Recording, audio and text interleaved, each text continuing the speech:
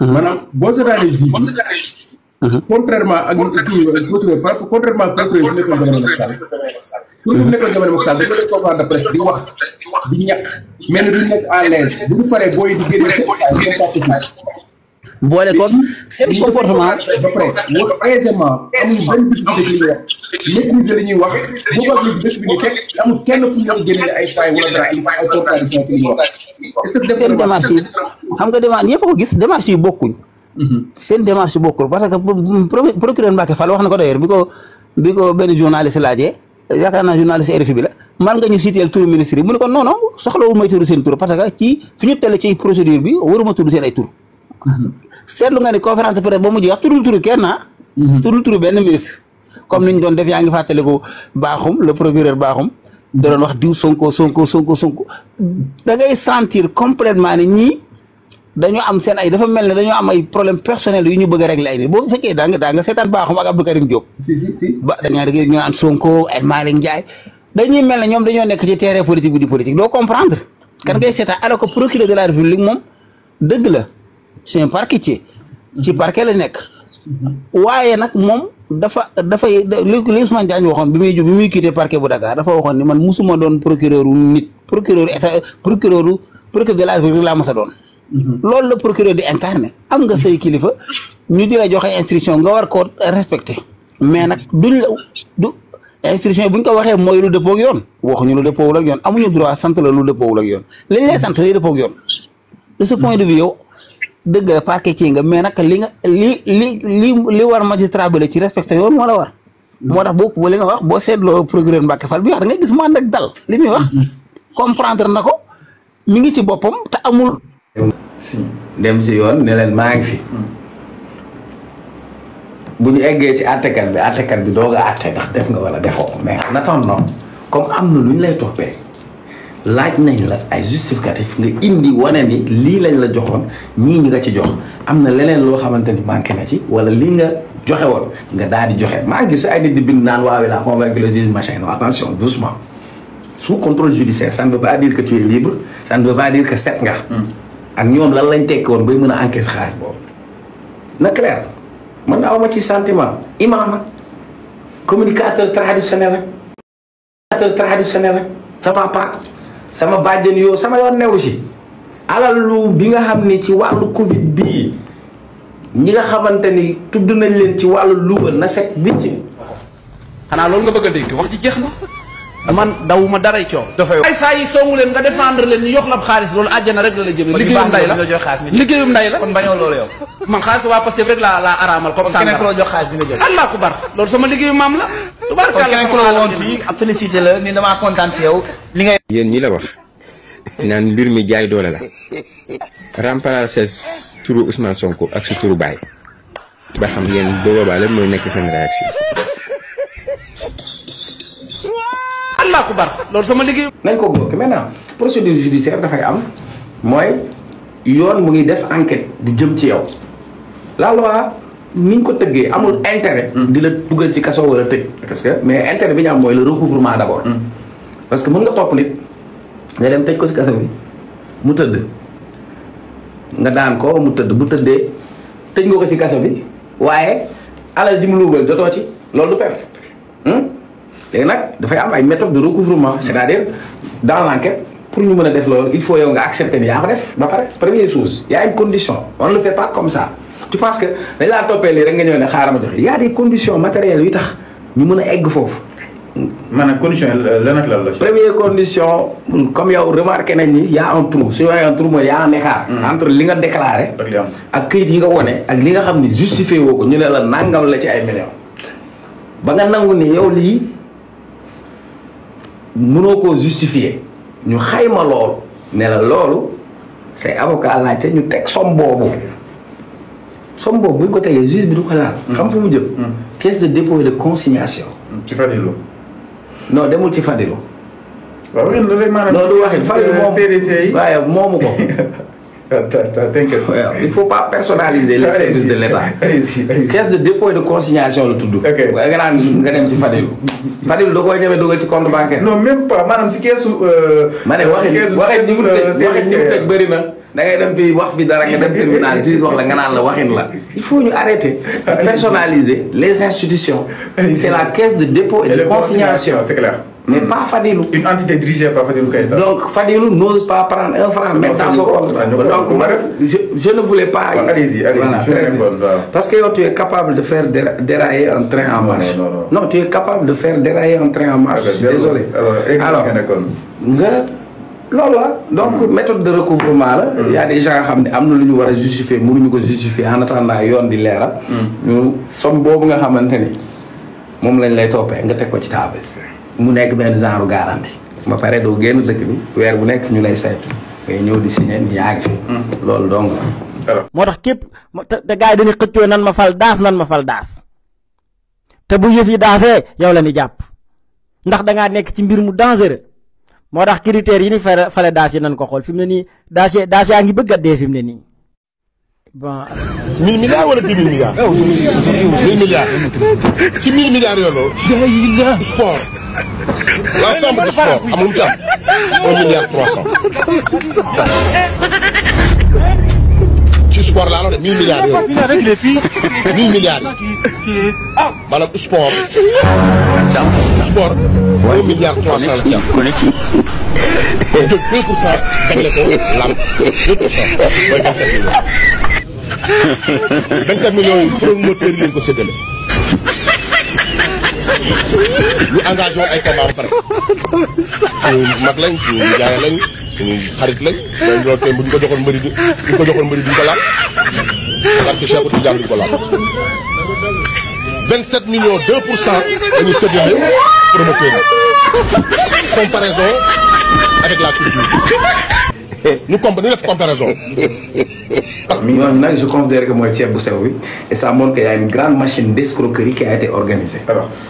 sinon foofu laa bëgg ñëw exactement ginnaaw loolu par rapport ak li nga xam ne que moo di Covid bi ak tolluwaayu Cheikh Ma dañuy ñëw si li nga xam ne que moo di machine bi nekk si ginnaaw peut-être sûrement booral ñu ne dañoo activé ban ko installé ba tey defaguñ si dara li nga xam ne que moo di haute cour de justice.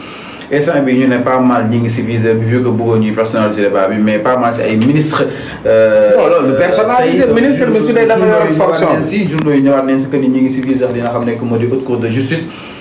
naka na koy daan jàngatee exactement ñu ne Mansour Faye ak Abdoulaye Diouf Sarr d'après tey yëglekaay yi ñi ngi si li nga xam ne que moo di viseur bi jëm si li nga xam ne que moo di ba tey si gestion bi peut-être mënuñu leen woo fële parce que ay ministres ñu woon haute cour de justice moo leen war a mën a atte suñ ko activé lan ngay xaar concrètement si haute cour de justice. non mais c'est simple c'est-à-dire. Mansour Faye bu ñu ko woowul kan la ñu war a woo. c'est très normal. Abdoulaye Diouf Sarr bu ñu ko woowul kan la ñu war a woo. ñoom ñoo nekkoon au cœur de l'action. présomption d'innocence waxuma def nañ wala defuñu. mais attends grand on ne peut pas appeler les DAGE ba pare bàyyi ministre yi. maintenant comme tu le sais balaa ñuy wax waxu haute cour de justice. du événement réew dafa am nu muy doxee. dafa am nu muy doxee dafa am ñoo xamante ni cër yi ñu amee bu ñu leen di topp ñu leen en tant que tey Mansour Faye au présent Mansour Faye n'est pas ministre suñ ko waree topp les faits pour lesquels ñu war koo topp c'est parce que en tant que ministre la donc en tant que ministre dafa am privilège de juridiction fenn dong lañ ko mën a àttee mooy haute cour de justice. mais eggaguñu ci àtte bi na leer. maintenant dans le cadre des enquêtes mën nañ leen a woo du problème amuñu immunité parlementaire amuñu immunité ministérielle donc pour nit ñi comprendre lan mooy haute cour de justice. c'est simple à chaque fois que ñu def installer assemblée nationale bu bees automatiquement dañuy installer li ñuy wax haute cour de justice. maintenant haute cour de justice balaa voté mise en accusation teg dossier bi. député yi def ko waaye haute cour de justice du ay député rek ñoo fa nekk dafay am ay magistrats yu am indépendance par rapport sax ak député yi leer na mais terewul dans le cadre de cette affaire moo tax ma ne la là c'est les petits poissons mooy kii càmpaloon nañ ko ñii mosoon nañ kii bi mosolul kële yooyu moo génnagum mais le gros poisson est encore là. ay yale. yaay sama gars yi waaw Abdou Nguer Abdou boo xoolee sa vidéo yaay bi sa yaay wér na trop sa yaay gisoo kenn ku ne ci ginnaawam du umpaañ du tante du kenn mu ne fa nga ne tey ji sa yaay rek la fa fekk kenn fekku la fa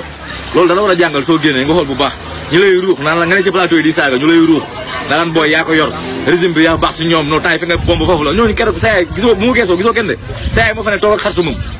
moo xartu moom kese si mbedd mi muy wax di saalit parce que doom moom mu mënti mel tamit doom la ndey du ko bàyyi donc boo génnee nga gis loolu sénégalais nag moom dafa hypocrite léegi gis mu bañ nit wala mu jéppi nit naan sa noonu moom loo ko bañ sa doo ko yéene kaso man Abdou dama la yéene kaso bi pour nga yaru pour nga defaroo fa maison de correction la ñu wax pour ñu corriger la fa boo demee foofu nga def prise de conscience xam ne yow tey fi nga teg sa tànk du foofu noonu man dama la yéene kaso bi bu baax su ma seen ñu bàyyi la fa ba tabaski passé su la génn peut-être boo génnee boo amee xel day xam ne kat yow maanaam tey jii wala kenn warul la xeexee donc boo génnee nga xool vidéo yi xool sa yaay nu mu wéetee ci mbedd mi moom mi bañul bañ a ñëw na waaye ñeneen ñëw doon wéef naa lan booy yaa ko yor toogal ci plateau yi non gars yi xoolal temps yaay opposition bi gis nga yaa nga na la wéet ba nga joxale procureur soo génnee nga jàng ci bu baax yàlla na fa bàyyi ba tabaski passé nag dama la ko yéene nag par rapport ak li machine judiciaire bi temps yi daal di am loo concrètement oui mais damay dégg souvent gars yi naan waaye justice bi dafa yéex du dara am na loo xam ne boo koy def da nga koy def xam nga boo bëggee jàpp saaj da ngay yoon te ku yoon du sëqat te am na ay mbir yoo xam ne su amee surtout d'ordre financier yoo xam léegi lu ñuy wax sax ingénierie financière où les gens c'est des techniciens des finances ils sont capables de dissimuler li ñu def ils sont capables de manipuler des comptes ils sont capables de faire du blanchiment d'argent donc il y a beaucoup de réseaux yoo xamante ni yooyu mënoo ñëw nga bëgg ko lijjanti ci ay fan bis boo juumee ba def ko di nga def ay vices de procédure man damaa nekk respecté ay principe toog naa fii ak yow te mën nga koo seede yow toog naa fii premier jour ñu ne Mansour Faye dañ ne ko doo génn aéroport ma ne la loolu de du yoon parce que dañ ko war a bindal këyit wax naa la wala waxuma la ko mu ñëw jeudi ma waxaat la ko nga wax ma ne la booy def sa enquête fexeel ba bul salfaañe àqu nit ki ba ëllëg du am lu mu la sikkee parce que yu mel noonu daf fi doon am kon tey yoon dafa am nu muy doxee ay vices léegi nag pour que la loi feuille wala bu mu yéenoo ay feuille mu dem ci enquêteurs yi mu jébal leen ko ñu jël feuille xool daan ne ko contrôle judiciaire d'où le principe de la contradiction je suis bien placé pour parler de la Cour des comptes parce que je connais la Cour des comptes j'ai été audité par la Cour des comptes alhamdulillah géré naa ay marchés publics pendant 9 ans 9 ans j'ai géré des marchés publics pendant 9 ans te kenn yëgu ko bi ma gën a am fierté Pikine école 9 Daaru Xudoos école bi daa ba màbb ba suuf si di muur classe yi boo demee tey à étage le marché boobu man maa ko liggéey mais quand la Cour des comptes ñëwoon na dafay ñëw laaj la dossier yëpp la lay laaj date yi ngay joxe marché dina la ko laaj dina la laaj les convocations laaj nañ ma ba laaj ma lu tax yow nga war koo nekk laaj la ndax jàng nga est-ce que yow maîtriser nga marché public nga ne waaw ñu ne la déedéet indil këyit nga dem indi diplôme dama teg diplôme waa Cour des comptes magistrat yi ak seen expert ñu xool xam vérifier lépp tout ba ci petit détail boo dul xalaat et puis dañuy dem vérifier sur le terrain est-ce que le marché a été exécuté donc je connais bien la Cour des comptes c'est une institution boo xam ne il est indépendante te dañ ko war a gën a dooleel parce que li muy def comme son nom l'indique c'est une institution indépendante c'est une institution judiciaire maintenant dans ce pays ku mu neex nga jóg nag wax kulu naa bu mu neex nga jóg wax fekk ñun li ñuy wax sax xamuñu ko des gens yoo xam ni niveau tëppan na mën a vëral a dëbb lañ am boo leen laajoon lan mooy Cour des comptes mu ñu la ko wax c'est une institution indépendante ni ñuy tuddee institution yi ne la bii mooy cour constitutionnelle ça c'est la Cour des comptes les comptes foo ko dégg mooy lu jëm ci wàllu la gestion donc dans cette Cour des comptes les magistrats ne sont pas nommés ils sont admis par voie de concours parfois nga gis benn expert boo xam jàng na ba naaw ba nekk ci beneen domaine ñëw jàll ci concours bi donc c'est pour régler cette question beneen bi nga xam ni yaa ko lire nga ne le procureur du parquet financier moo ne ginnaaw bi Cour des comptes joxe rapport am bi jëmoon ci yorinu alalu réew mi sur la gestion des finances publiques Cour des comptes daf ko jébbal justice jébbal ko procureur parquet financier léegi parquet financier jël ko jébbal ko DIC communiqué day leer nga wax lépp information day leer da nga jox lépp dañ ne le 3 avril le Cour des comptes jébbal mbir mi justice le 3 avril bi passé bi ñu ko jëlee ñoom it ñu jébbal ko division des investigations criminelles ngir mu ubbi ay enquête tàmbali liggéey bi léegi nag je donnais juste le contexte de la Cour des comptes mais nañ revenir un peu Ousmane Sonko dafay toog mois de septembre lan la waxoon septembre 2024 chiffres yi encore maquillés. les chiffres sont maquillés am na ay bor yoo xam ne dañ ko nëbb ñu bëri jóg fii ne Sonko waxul dëgg nga doon dégg waaw Sonko la defee fii la fekk wala fekk la fi buñ la laaj sax nga ne waaw comme premier ministre la waaye dafay politique non c'est-à-dire day yàq der si ce qu'on avait dit non mais Sonko li mu doon wax parce que c'est le chef de gouvernement dafa am lu ñuy wax IGF c'est important inspection générale des finances publiques tutelle ministère des finances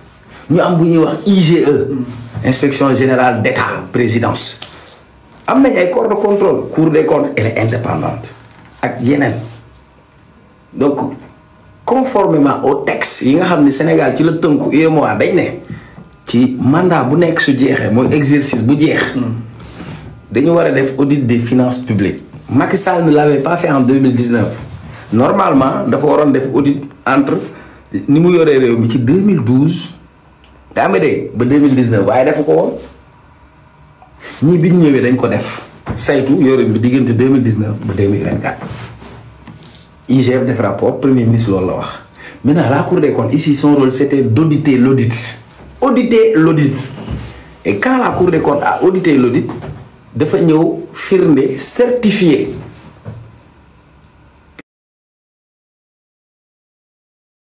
lu toll ci ay bor yu ñu nëbb lu toll ni 4000 milliards wane ba lim ay banques yoo xam ni fa lañ doon jaarale yenn xaalis mais li ci gën a garaaw te man gën maa choqué te pour que sénégalais yi xam dañu am on te parle de séparation des pouvoirs ku nekk da nga am sa rôle exécutif mooy lan ci wolof mooy jëf exécutif mooy kay jëf mais exécutif pour mu jëf dafa am ku koy jëfloo mooy le parlementaire mooy le législateur donc exécutif mënul leb bor te demul assemblée nationale exécutif mënul jël xaalis di ko dugal ci keesu gafak état te demul ci assemblée nationale ñooñu laaj ko xaalis bi foo koy dugal foo ko jëlee ak fan nga koy jëmee mais dañoo jéggi assemblée nationale bi lim bi ci rapport Cour des comptes presque 2500 milliards yoo xam ni jaarul fi mu war a jaar waaye léegi nag yooyu yëpp nag su amee ñu toog ñu ne dañu war a situer responsabilité moo xam ku ci nekkoon ministre moo xam ku ci nekkoon directeur des budgets moo xam ku ci nekkoon inspecteur du trésor moo xam ku nekkoon trésor ñun ñëpp dañoo war a situer seen responsabilité ñu xam lan lañ ci def mbir mi ndax am na wala amul. léegi nag procureur ginnaaw bu Cour des comptes defee rapport am ci yorinu réew mi. ci xaalis yi nga xamante ni ay bor la ñu nëbb ko ci maquillage yu chiffres yi. loolu nag ñu jox ko waa dig jëfandikoo rapport Cour des comptes bi gën koo enquête gën koo xóotal ba nga xamante ni ñi nga xam ni am nañ ci responsabilité ñu mun leen traduire ci yoon donc je crois que loolu nag mooy principe bu bonne gouvernance alors mi ngi noonu exactement par rapport ak li nga xam ne que moo di bonne gouvernance ak li nga xam ne que moo di tolluwaay wi donc nag mbokk yi li nga xam ne que moo di la DIC di division des investigations criminelles dina mën a ay enquêtes yu profondes par rapport ak wàllu wu nu mel concrètement alors ndaaj ñëw itam si leneen ginnaaw loolu Cheikh Omar xalam de mon na bay neex bu mu la doon suma waaja nelaw na tey laay way suma waaji defal photo yi jeex na insurrection flagrant délit la sa gars yi daan génn dem ñëw noppi insurrection ak yéene te insurrection bi mën naa génn ñu fekkaat la ci biir dóoraat la yeneen inculpation fi mu ne parce que yi nga def daa garaaw ñu daal di ñëw si mbiru dina xam ne que moo di justement Macky Sall Macky nag par rapport ak li nga xam ne que moo di cette demande bu Guy Marius Sagna bi nga xam ne itam yóbbu na ko foofu ak assemblée nationale benn mise en accusation la ki nga xam ne que moo di Guy nag moo daal di taxaw temm neex ki nga xam ne que moo di Macky fay li nga xam ne itam defoon na ko fii Sénégal laata muy daal di génn li nga xam ne que moo di réew mi donc ki nga xam ne que moo di Guy Marius Sagna poursuit Macky Sall devant le Parlement pour haute trahison ma ni kon nag boobu de mise en accusation jàpp nañ que ni dinañ ko daal di taxawal lu yàggatu dara incha allah donc nag la position ferme bu Guy Marius Sagna Cheikh Omar na ko daal di jàng te jàpp na ni Macky il doit rendre justement des comptes par rapport ak ces 12 ans yi nga xam ni itam yore na ko li nga xam ne que mu di réew mi si ay pàcc yu ko gën a fasantiku concrètement. waaw may nuyu Guy Marius Sagna moom suma waay la parce que sama jëmm ju xeeb la ji Guy Marius Sagna bu mu ne toog ci plateau Sénégal ñëpp di ko dégg. mu leen Cheikh Omar suma rakk la suma xarit la dama ko bëgg sama biir xol. ne daf ma sopp ndax taxawaay bi nga xam ni mës naa ko am. c'est vrai que nag réew mi soo dul wax sa bopp ñu waxal la loo doon mais man xam naa ne bii wax jotee wax na et je crois que dama sonn sax ci porter ay combat wala ci expliquer wala ci wax parce que yaakaar naa lu ëpp fukki at sénégalais ràññee ma à chaque fois li may wax nag du ma ci wàcc mu nekk ci pour man je dois rester sur mes principes et sur des principes je suis carré sur ça parce que les gens peuvent changer mais contexte yi mën na changer mais am na loo xam ne du deñ te du changer kon ku nekk ci ñun rek na ngay def sa rôle boobu mot sëkk parce que responsabilité la toog yëkkati kàddu di wax et tey dama am fierté parce que bi ma yeewoo tey suma papa yi nekkoon soldat du jàmbaar yi nga xamante ni lu ëpp ay at ma leen di waxal bis bu nekk ma leen di jàmbatal bi ci mujj j'en ai parlé ci 2STV mooy ñi nga xam ne ñu demoon ci guerru Irak bi ba nga xam ni seen avion da cee daanoo woon état wu Sénégal bi fi nekkoon ci jamono Abdou Diouf dóoroon leen amel leen ay millions ñenn ñi faatu nañ ñii seen njaboot tey ñoom bu ñu ma woowee ne man ginnaaw waxal naa leen ba autorité yi ci Sénégal dégg leen ba tey ministre bi yore forces armées recevoir leen je peux être fier man bu doon benn boobu rek wax naa ko rek man je suis très fier donc may nuyu paa yi sama papa yooyu yëpp nekk lay jàmbaar et on va continuer à en parler et tu m'offres même une occasion d'en parler ñu yóbbu leen ñu demoon xareel Sénégal seen avion daanu ñiy bàyyi ay veuve ñeneen ñi ñibbisi woon ci mission Arabie Saoudite loo xamul woon daf leen joxoon nationalité jox leen xaalis bu dul jeex nguuru Abdou Diouf na ko deñeex ñu ciy daw ba tey pas yooyu ñii léegi ay 70 ans lañ am ñii ay 80 ans quand ces gens m'appellent juste pour me dire notre fils Cheikh Omar kontaan nañ parce que bi nga waxee la ñu ministre des forces armées doo ko recevoir te ñoom pendant plus de 30 ans ñu ngi ciy xeex j'ai de quoi être fier maintenant si affaire Guy Marius Sagna bi moi je l'aime bien parce que il fait son rôle de député et de parlementaire maintenant il y a une coïncidence parce qu'en quelque sorte tout à l'heure le sujet dont on évoquait on parlait tout à l'heure de la Cour des comptes je préfère même continuer l'émission en français parce que léegi soo waxee wolof am na ku la xam ne dinañ mën a débat léegi sax débat français laay débat donc conformément aux dispositions réglementaires la Cour des comptes avait fait l'audit de la gestion sur les finances publiques de la gouvernance de Macky Sall entre 2019 et 2024 alors il s'est avéré qu'il y a eu de la manipulation sur des chiffres, il y a eu quand même des malversations qui ont été mises en exergue. Donc, qu'en est-il de la responsabilité du président de la République? C'est lui qui était aux commandes, Macky Sall. Donc, su fekkee ni nag ministre mi war nañ leen ci woo dig war na def enquête.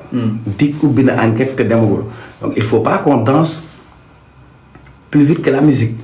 N'est-ce pas? Donc ça veut dire que la procédure bi jëm ci wàllu gestion des finances publiques le parquet financier ubbi na ci ab enquête jox na ko dig kon ça veut dire foofu la ñuy dem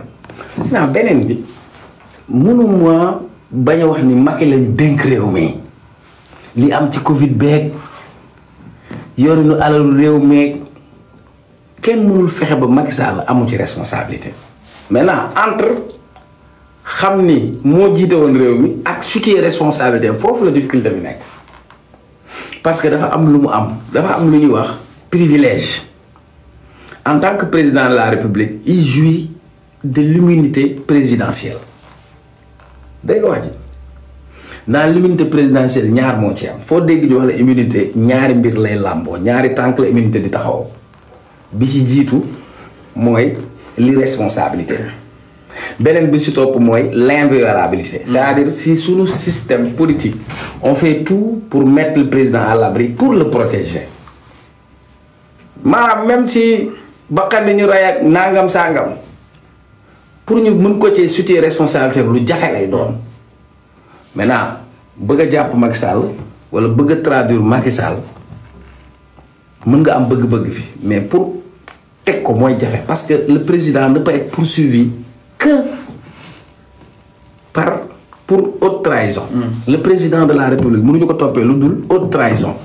Maintenant nag il faudra définir haute trahison. Maintenant comme li ma la doon wax haute cour de justice dafa am mais la haute cour de justice elle est spécifiquement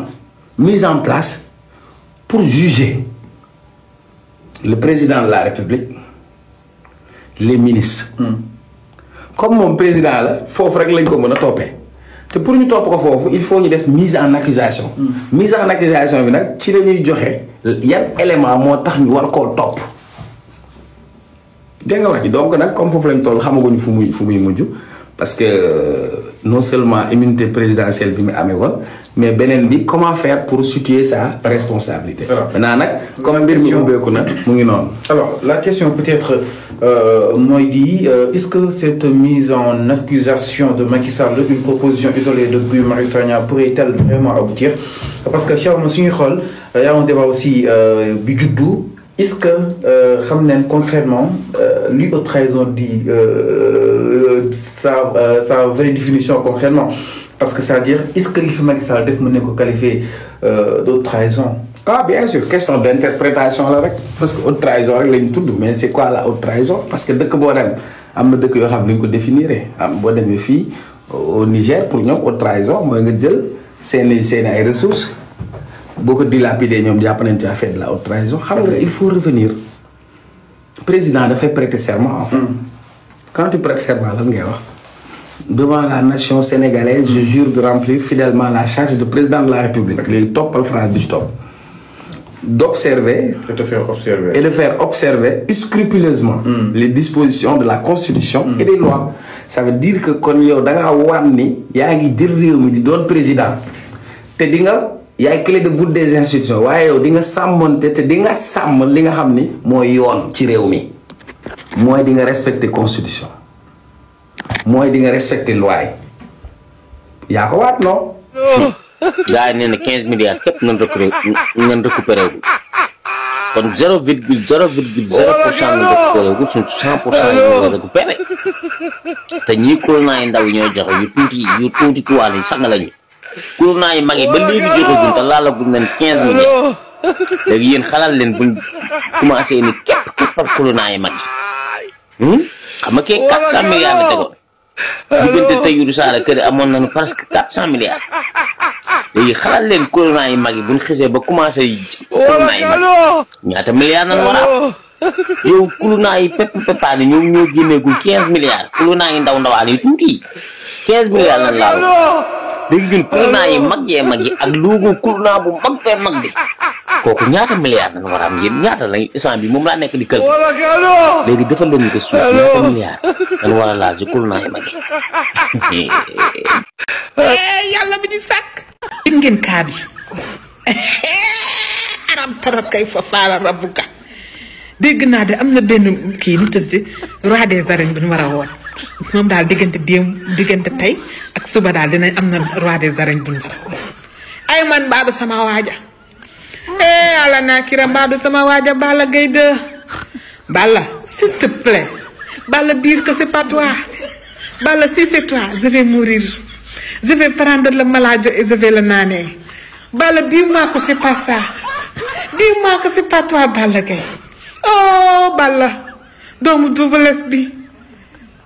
magi Sa Thiès bi séeri buri bàttali dis-moi que c'est pas toi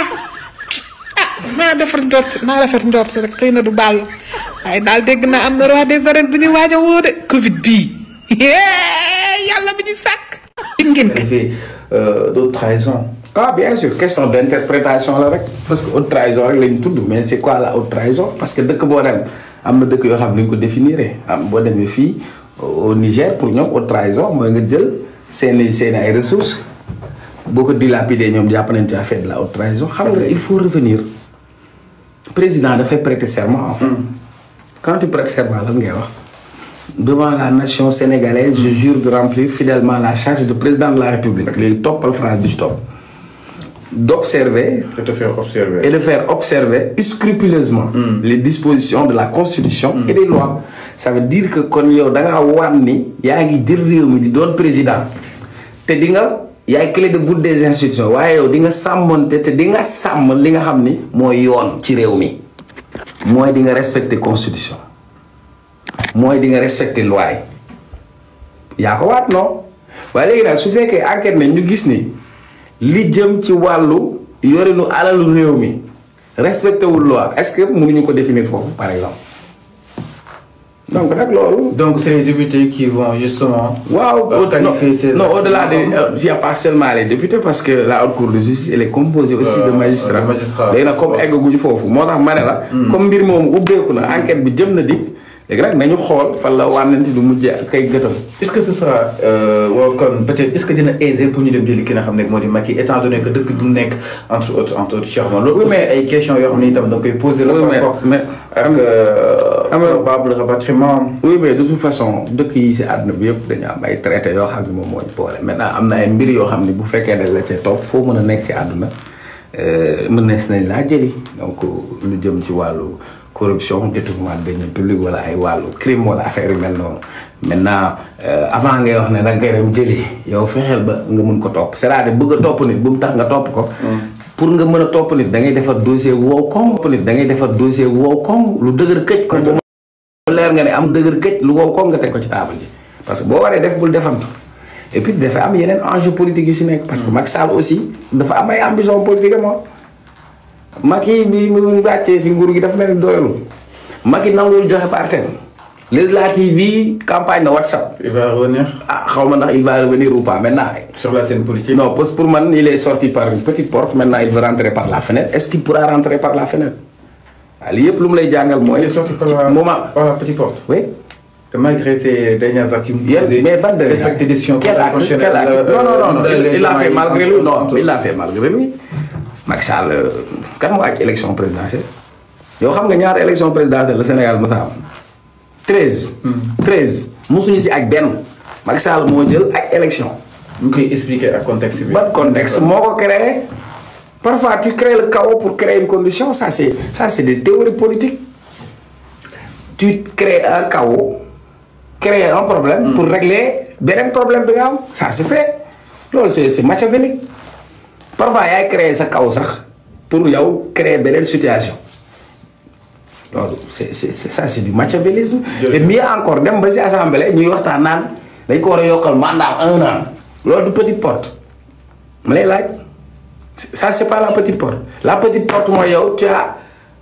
acquis la présidence ci ay élections yu libre et démocratique où on n'a pas choisi de candidat. où on aurait pu t'amener à la police. ne dañ lay topp ci yoon ne la doo candidat. yow Macky Sall ci sa nguur magistère xañ nga ñetti nit ñu nekk candidat. ça c'est la petite porte c'est la petitesse même ça c'est de la petitesse voilà. et c'est les décisions du conseil constitutionnel merci beaucoup cher Omar. yu faram-fàccee la. ak ceeb beeg yooyu. à l'opposé aussi gis nga rapport kii bi moom it. ku yoroon agence de voyage ñu jox ko yenn kii. mais loolu yëpp Pape Ousmane en période de guerre nous dit-on. pourtant ak yow lay wax de mu ne aux professionnels aux facultés de droit et aux autres hommes. Je rappelle que je suis ancien ministre qui, par l'article 101 de la Constitution, dans l'exercice de ses fonctions bénéficie du privilège de juridiction. waaw mais yow. c'est-à-dire. loolu dafa def hors sujet. bu doon na examen la dañuy fàttali ki yow daal. bu doon Mansour benn tribunal daf ko woo bu doon cour de justice. waaw bu bindee lii dina am. d'accord. donc li muy wax c'est pas le moment. non ça n'a aucun sens moom moo la gën a xam ne li muy wax. mais moom nee na benn corps de contrôle demande ouverture enquête information judiciaire. ouais, doucement les gars. un corps de contrôle de l'État. nee naa la rapport audio rapport kii bi Cour des comptes def. du la wax Mansour Faye defal. wala du la wax Massamba defal du wax du tudd tur. lii de la République ba mu jeex da nga koy gis turu kenn. day junj quoi. mais tey même procureur bi il a été très prudent. nee na moom mënul tudd turu nit. bi ko journaliste yi laajte. dafa ne li mu mën a tudd ce sont les ministères yi nga xam ne ñoom la ñu cité. mais Cour des comptes c'est pas une juridiction pénale kon mënul situer une responsabilité pénale boo ko xoolee du la sax jox ay infraction du la wax détournement du la wax recel danaa ay écart am na fii Donc, parce que ce n'est pas une juridiction pénale habilitée à qualifier des infractions. Mais dès le début de l'audit du rapport, dès le début, nee na la lépp li nga xamante ne maa ngi koy wax ci suuf bu constituer une violation à la loi pénale delloo naa ko procureur loolu leer na donc kon moom rapport bu ko tudd parce que rapport du tudd nit ñi actuellement ñi nga xamante ne ñi ngi nekk en détention wala ñi ñu woo ñu rapport da leen tudd kan moo gis seen tur ci rapport. ah mais 262 personnes de. kan moo gis ñooñu seen tur ci rapport parce que rapport bi amul tur amul rapport bi compte lay audité ay compte lay jugé c'est pourquoi ça s'appelle cour des comptes mais jugé wul ay nit jugé wul ay infraction léegi nag privilège de juridiction da ngay xaar ba ñu yóbbu la parquet financier nga ne du fii laa war a dem da ngay xaar ba ñu yóbbu la TGI nga ne du fii laa war a dem mais yow yóbbuguñ la fenn ngay wax waxu comment privilège de juridiction encore faudrait-il nuancer une chose que ministre mën nañ ko yóbbu ci tribunaux ordinaire bu dee li ñu koy toppee ce n'est pas dans le cadre de l'exercice de ses fonctions Lat Diop était ministre. haute cour de justice atteew ko Karim Wade fi ministre haute cour de justice atteew ko parce que li ñu leen di toppee c'est en tant que DG LONASE c'est en tant que DG AMOSI ça n'avait rien à voir donc ministre privilège de juridiction bi mu am dañ ko encadrer dans l'exercice et je pense qu'il a cité ça moom. Par exemple, le président de la République, quel que soit Alpha Haute Cour, rek ko mën a juger. ñu eggaguñ ci jugement. fi mu toll nii ci kii la eggaguñ ci jugement mise en accusation amagul dara amagul moom mooy wax waxu privilège de juridiction donc Abbas a raison de dire que ni bu doon devoir la. et on juger. parce que mi ngi ci phase de procédure boo xamante ne yeggaguñu fa. donc notification la doon laajte ci Cour suprême. jot na ko notification bi. moom loolu moo tax mu dem ñetti yoon aéroport ba mu ñaari yoon. Diri bari sax. waaw outil huissier. non après dafa attaqué cette décision. attaqué décision bi ñu jox ko ci début. léegi nag la ko doon jàmbar jox nañ ko ko. jox nañ ko ko fi dara. te loolu lii lañ ko. Aliou Sow ne ma kenn lañ koy jox ma ne ko dinañ ko jox mu yàgg dara. waaw man lii la woon ni c'est ce qu'il avait attaqué c'est ce qu'il avait. waaye lu ngeen dem xoole ki ndax newul dëgg. koo gisul kay moom mën nga àll ko. ñëwul doon. de manière générale jox nañu benn aperçu de li nga xamante ni moom la gouvernement affaire moom la parquet bi